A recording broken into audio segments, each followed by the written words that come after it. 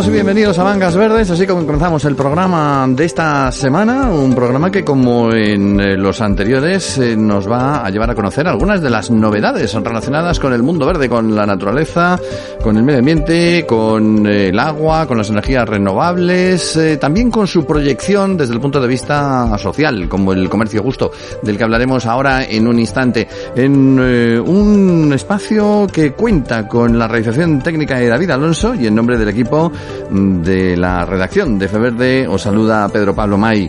Por supuesto, también contamos con Signus, porque Mangas Verdes sigue en marcha gracias a Signus, reciclando neumáticos en pantallas acústicas, suelos de seguridad, parques infantiles, balsas de almacenamiento, mezclas bituminosas y muchos más usos. Descúbrelo en signus.es, este espacio que comienza en este momento. Mangas Verdes.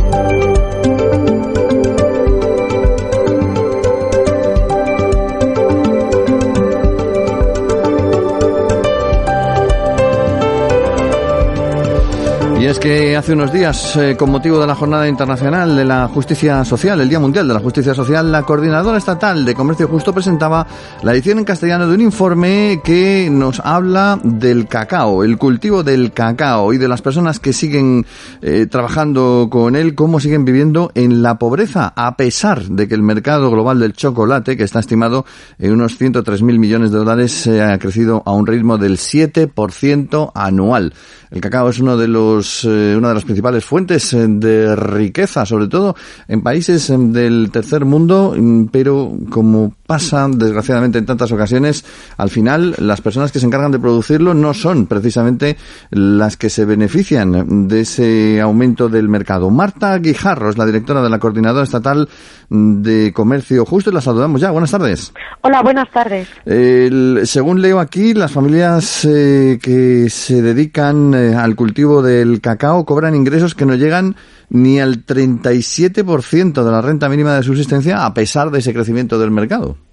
Sí, efectivamente. Bueno, ese es el dato que hemos constatado en el estudio que estamos presentando, y bueno, ese es el dato de Costa de Marfil, que es el principal país productor de cacao. Bueno, sin embargo, también en Ghana, que es otro de los países productores, y el resto de países de África y de América del Sur que lo producen, constatamos que la mayoría de las personas que producen el cacao no tienen ingresos suficientes como para cubrir sus necesidades básicas.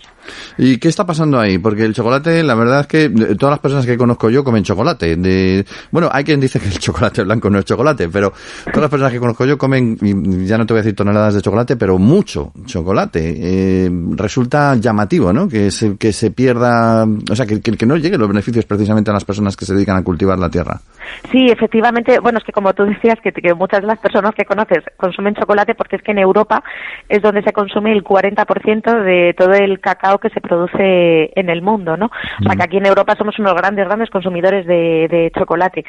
Además es que y efectivamente es un negocio, como bien decías en la introducción, es un negocio creciente, que cada año los ingresos de las marcas principales que elaboran el cacao crecen en un 7%, o sea que son datos millonarios, ¿no? Y además es que lo que reciben las personas que lo producen cada vez es menor, es decir, de lo que recibían en los años 70 a lo que ahora reciben, pues se ha reducido muchísimo. De hecho, ahora reciben entre un 3 y un 7% de el precio que nosotros pagamos por cada tableta. Pero en los años 70, por ejemplo, los productores de cacao recibían la mitad de lo que nosotros pagábamos, ¿no? O sea que en realidad esto, bueno, pues creo que constata, que queda muy claro que que es la dinámica de lo que es el mercado capitalista actual, ¿no? Donde cada vez hay más intermediarios, donde cada vez las grandes empresas fabricantes tienen más poder y son quienes determinan los precios, condiciones, etcétera, y sin embargo los productores, que son el primer eslabón de la cadena, son quienes cada vez tienen menos poder negociador, ¿no? No hay manera, si lo hay, yo creo, a través del comercio justo, si hay manera de pagar directamente a esos productores en lugar de pasar por las grandes cadenas. Sí, efectivamente, o sea, el comercio se puede hacer de una manera justa o de una manera injusta, ¿no? Y cada vez, como vemos, se hace de una manera más injusta porque lo que se prioriza son los grandes beneficios y frente al, pues eso, al cuidado del medio ambiente o el cuidado de las personas, ¿no? Si ponemos al medio ambiente y a las personas en el centro, sí que se puede seguir haciendo un comercio sostenible y rentable, quizá no a esos precios multimillonarios, pero sí, vamos, que sí que se puede vivir adecuadamente y se puede cuidar a las personas y al planeta. Y esto es lo que se hace a través del comercio justo, ¿no? Uh-huh. El informe se llama Hacia la sostenibilidad de las cadenas de suministro del cacao, opciones de regulación para la Unión Europea, porque claro, aquí hablamos de ese mal reparto de los beneficios, pero esto tiene otras implicaciones como el tema del trabajo infantil, la esclavitud infantil, casi podríamos decir, o la deforestación. Sí, esos son, claro, dos de los principales problemas asociados a la pobreza, ¿no? Como las familias no tienen unos ingresos suficientes como para poder vivir, se ven obligadas a que sus hijos e hijas trabajen. Además, es una realidad especialmente sangrante. Hay 2.100.000 niños entre Costa de Marfil y Ghana que están trabajando, ¿no? Además, en su mayoría están realizando tareas que son peligrosas para su salud, como por ejemplo llevar cargas muy pesadas o manipular productos químicos o utilizar machetes. Pues esto es desde luego una realidad sangrante y completamente injusta, ¿no? Y luego por otro lado está el tema de la deforestación, y es que claro, en las plantaciones de cacao, pues los árboles se enferman o se envejecen y ahora mismo, según constatamos en el estudio, las tierras están produciendo la mitad de lo que deberían.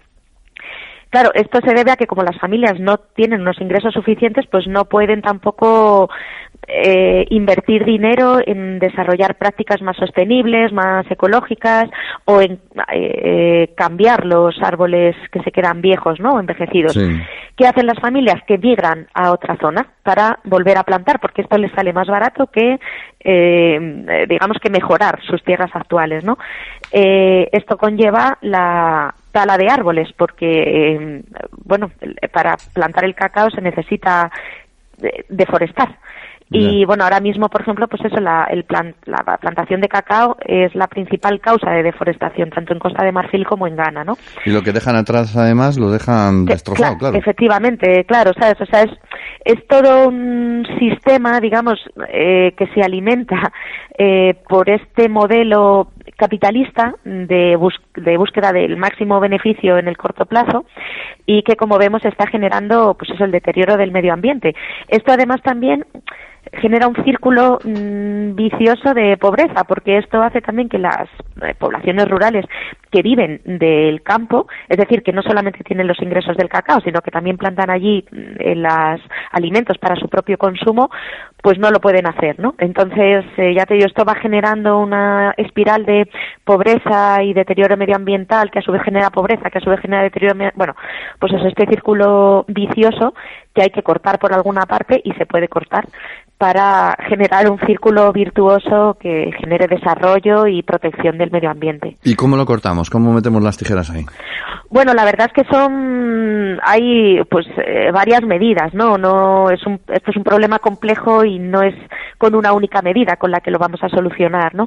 En el informe, por ejemplo, planteamos 8 medidas diferentes, ¿no? Aparte de apostar por un comercio justo, también apostamos por varias medidas que puede desarrollar la Unión Europea como principal consumidor de cacao del mundo, medidas como, por ejemplo, pues medidas legislativas.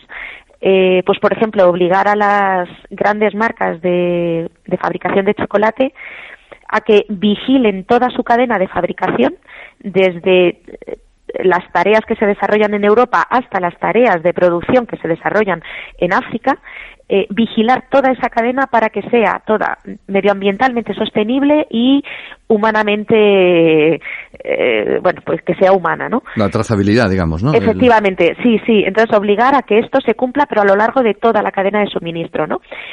Esta, por ejemplo, sería una de las medidas, ¿no? Otra, por ejemplo, está en la compra pública, que sea también ética, ¿no? Es decir, las compras que hacen las propias administraciones públicas para su propio consumo, los propios contratos, pues que lo hagan a través de de iniciativas como el comercio justo u otras que garanticen la parte social y la parte medioambiental. Bueno, son una serie de medidas que establecemos ahí y en realidad son medidas que son posibles, que se pueden incorporar, puesto que ya se han incorporado, por ejemplo, en la pesca o en la minería. ¿Y por qué en la pesca y la minería sí y en el chocolate no? ¿Parece que es un producto de segunda mano o qué? No, en realidad quizá ha sido sencillamente por una cuestión de, bueno, pues de lobby o de presión comercial, ¿no? Ahora pues sí. tenemos con este informe, tenemos datos actualizados, datos fiables de lo que está ocurriendo y el movimiento del comercio justo estamos ahí solicitando todo este tipo de cambios, de medidas legislativas para desarrollar otra cadena de transformación del cacao. ¿Dónde lo habéis presentado? ¿En Bruselas? Sí, en Bruselas. Estamos trabajando en un proyecto europeo en el que participamos la Coordinadora de Comercio Justo, pero también otras muchas organizaciones de comercio justo de toda Europa, de 15 países. Y ahí estamos, bueno, pues incidiendo con los europarlamentarios y europarlamentarias para que se lleven a cabo estas transformaciones. Y como consumidores, ¿qué podemos hacer aquí? Porque yo estoy intentando a ver si me hacen presidente de gobierno en alguna parte, pero no me hacen presidente ni de la comunidad. Sí, efectivamente, como consumidores también tenemos otra parte muy importante de compromiso y por un lado es cambiar nuestros hábitos de consumo, es decir, dirigir nuestro consumo hacia alternativas como el comercio justo que garantizan el cuidado del medio ambiente y garantizan el cuidado de las personas y que no hay explotación laboral infantil. Y por otro lado también, que es muy importante, como consumidores podemos participar en campañas como en las que participamos la Coordinadora Estatal de Comercio Justo de presión. Nosotros muchas veces escribimos cartas a los europarlamentarios y europarlamentarias o también hacemos recogidas de firmas para que esas cartas tengan todo un apoyo ciudadano detrás, ¿no? Entonces, participar en este tipo de campañas también es muy importante para que los europarlamentarios y europarlamentarias vean que no solamente nos preocupa, no solamente a nosotras, a las organizaciones nos preocupa esto, sino que también hay una gran ciudadanía concienciada que quiere este tipo de cambios. Uh-huh. Pues nos quedamos con la idea. Muchas gracias, Marta Guijarro, por haber estado con nosotros en el programa hoy. Muchas gracias a vosotros. Es un problema que afecta además no solamente al cacao, es que en estos últimos tiempos estamos viendo muchos problemas relacionados con el tema del campo, del cultivo. En España también hemos visto que se maltrata de manera habitual al sector primario. Muchas veces hemos tenido ocasión, sobre todo si nos tomamos la molestia de viajar a los pueblos, de viajar a las localidades pequeñas, las zonas donde hay cultivos, de ver cómo pues hay productos que se están estropeando ahí en el campo, que no se recogen porque es que ni siquiera merece la pena. A lo mejor les pagan unos céntimos por unos productos que luego en el mercado, en las grandes ciudades, suben muchos euros. Deberíamos darnos cuenta de que el sector primario es el sector más cercano del hombre con la naturaleza y es el sector en el que, después de todo, todos tenemos que comer todos los días. Si es posible, varias veces y de la mejor manera posible. Y si es ya comida orgánica, pues mucho mejor. Ahí estamos.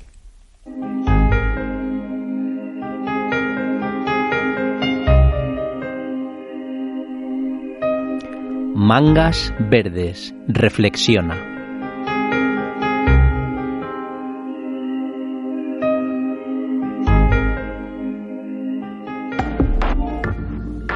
CIRC Rural 4.0, una iniciativa impulsada por el Programa Interreg Sudoe de la Unión Europea, financiada a través del Fondo Europeo de Desarrollo Regional. CIRC Rural 4.0 es un proyecto de cooperación transnacional desarrollado para convertir las estaciones depuradoras de agua residual, pequeñas y medianas, en zonas rurales de España, Portugal y Francia, en instalaciones orientadas a la recuperación de recursos.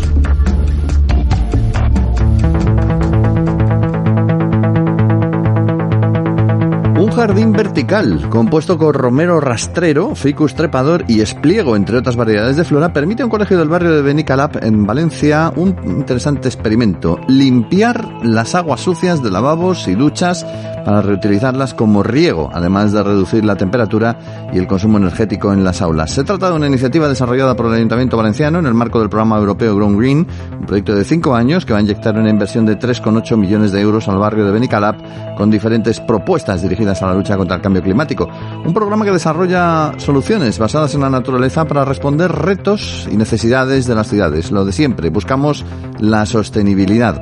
Valencia aprobará también en este barrio un pavimento drenante que permitirá filtrar el agua de la lluvia para favorecer el ahorro en riego y aliviar los invernales para evitar inundaciones. Esta forma de trabajar el jardín vertical, en concreto ubicado en el centro Ciudad del Artista Fallero, permite reutilizar las aguas grises, las de lavarse las manos, que siempre llevan parte de contaminantes por la suciedad, y los jabones. Estas aguas pasan por el jardín vertical, las plantas filtran los residuos, la materia orgánica, para que el agua que llega abajo sea apta para regar o para otros usos secundarios con el filtrado natural. Después de su paso por el manto verde, que forma la variedad de plantas que lo integran, el agua se desinfecta antes de servir de riego para el huerto del colegio, en el que estudian cerca de 300 escolares de educación infantil y primaria, y en el que de momento hay 2 naranjos y plantas aromáticas y esperan ampliar los cultivos. Los procesos que transforman estas aguas grises en agua para riego se llaman fitorremediación o depuración de las aguas, desalinización y desinfección también. Además de romero rastrero, ficus trepador y espliego, el jardín del colegio está formado por la planta herbácea festuca azul, los truenos de Venus, qué nombre más bonito tiene esta planta, que le confieren un color lavanda, la versátil amor de hombre, que se llama Tradescantia, es su nombre en latín, y la hierba de San Juan, conocida planta medicinal. CIRC Rural 4.0 es una iniciativa impulsada por el programa Interreg Sudoe de la Unión Europea, financiada a través del Fondo Europeo de Desarrollo Regional. CIRC Rural 4.0 propone una transformación radical del tratamiento del agua residual en zonas rurales acorde con una nueva concepción de la depuración, fundamentada en el uso eficiente de recursos. ¿Qué es eso de la economía circular y qué tiene que ver con los neumáticos fuera de uso? Pues te voy a poner un ejemplo. En el caso de los neumáticos fuera de uso, mediante su reciclaje, sus materiales vuelven a ser aprovechados, convirtiéndose en carreteras, campos de fútbol, suelos de parques infantiles y muchas otras aplicaciones. Así se les da una nueva oportunidad llena de vida. Signus, dando valor al neumático fuera de uso. Infórmate en signus.es. IFEMA ha acogido la semana pasada la Feria Expocida Iberia 2020, organizada por la Asociación Nacional de Empresas de Sanidad Ambiental, ANECPLA. Es el congreso de referencia del sector en España y en Portugal. Han participado administraciones, profesionales, asociaciones de distintos expertos de la materia.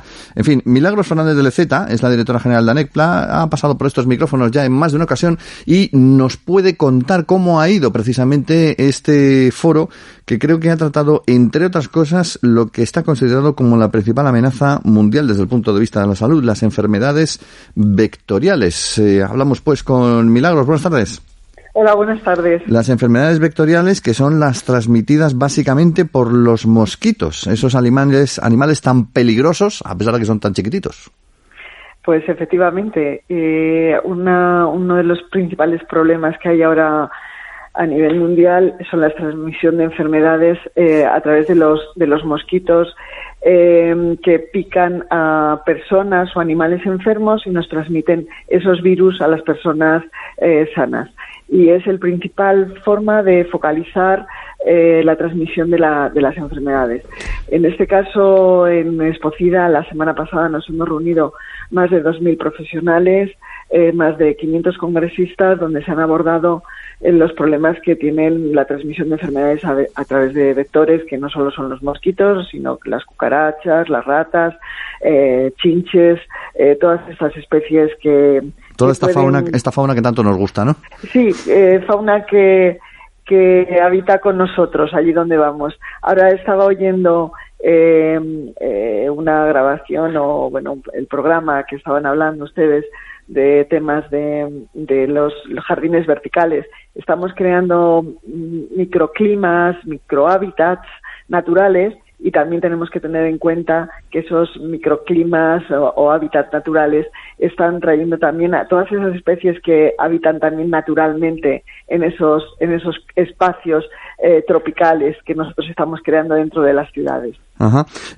Hay un dato que realmente cuando te paras a pensarlo es tremendo. O sea, 700.000 personas todos los años que se mueren por culpa de esas enfermedades como el Zika, el dengue o el chikungunya, que enfermedades que en principio a nosotros nos suenan muy lejanas, pero que han llegado a Europa y nosotros, bueno, por la ubicación de la península ibérica, digamos que tenemos un especial riesgo de recibirlas, ¿no? Así es, porque nosotros tenemos... aparte de estar en el sur de Europa, que tenemos un clima que se acerca más a esos climas donde los mosquitos de género Aedes, que son los principales transmisores de esa enfermedad, pueden vivir mejor, con el cambio climático que nosotros probablemente no somos capaces, el ser humano no es capaz de percibir esa diferencia de temperatura. Sí, estos insectos lo pueden percibir y entonces se aclimatan mucho mejor. Nos parecía hace años que estas enfermedades las veíamos como muy lejos, pero ya hemos tenido casos de dengue autóctono en España. Tenemos ya el vector que es el mosquito tigre.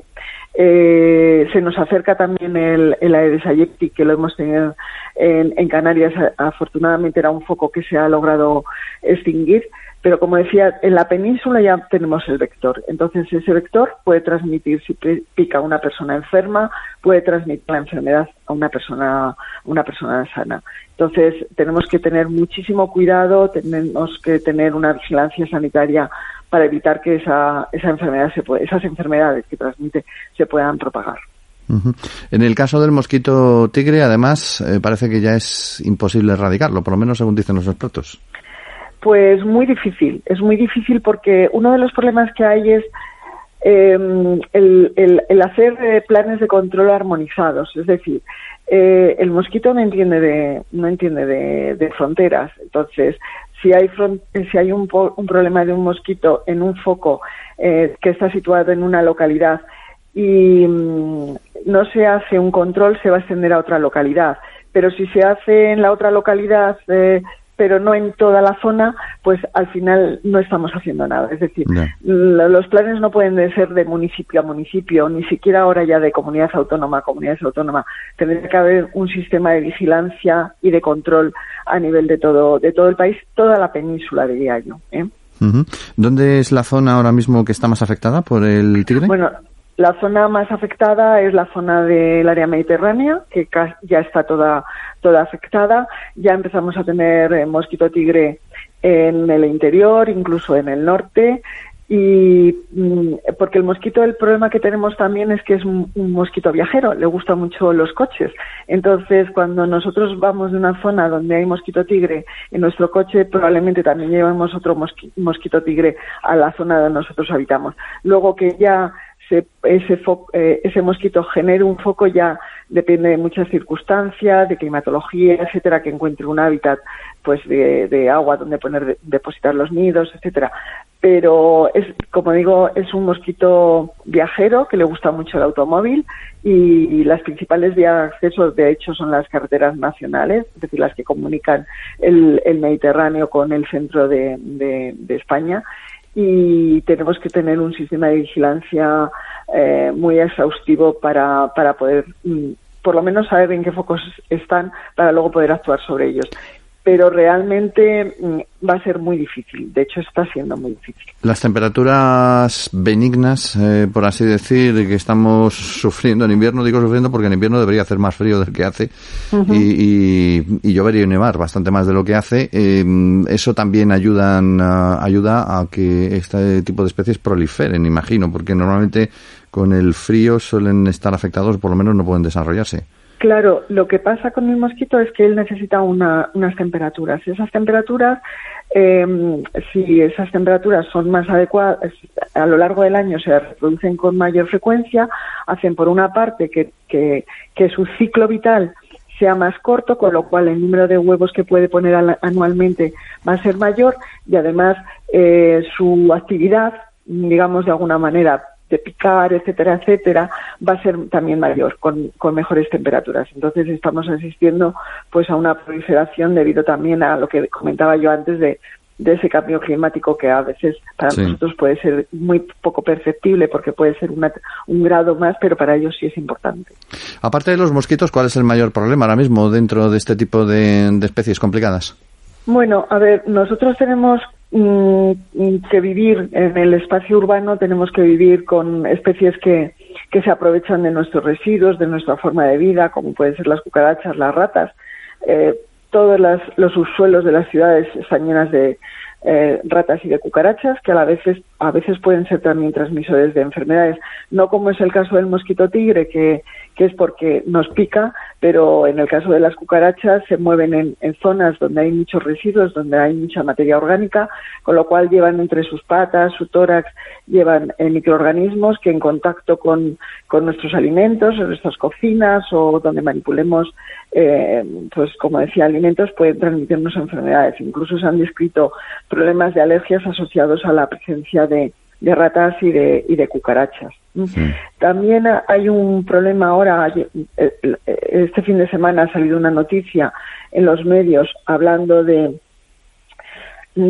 una proliferación de chinches en Francia, y es que también el traslado de mercancías, de personas, la globalización, en resumen, hace que nos estamos importando especies que nosotros ya teníamos olvidadas a los países más desarrollados. Y ese es el caso de la chinche de cama, que también, como el mosquito tigre, para poder poner huevos, la hembra necesita de nuestra sangre. Y estamos asistiendo también a una eclosión de las chinches de cama, que además en este caso no tiene nada que ver con la limpieza o no limpieza, la higiene, sino que tiene que más que ver con los lugares donde nosotros pernoctamos y con el tránsito de mercancías y de viajeros. Un problema del que seguiremos hablando sin duda en próximos programas, porque está ahí y nos afecta. ¿Y cómo? Gracias, Milagros, por haber acompañado también a este programa durante la jornada de hoy. Gracias a ustedes. Un saludo.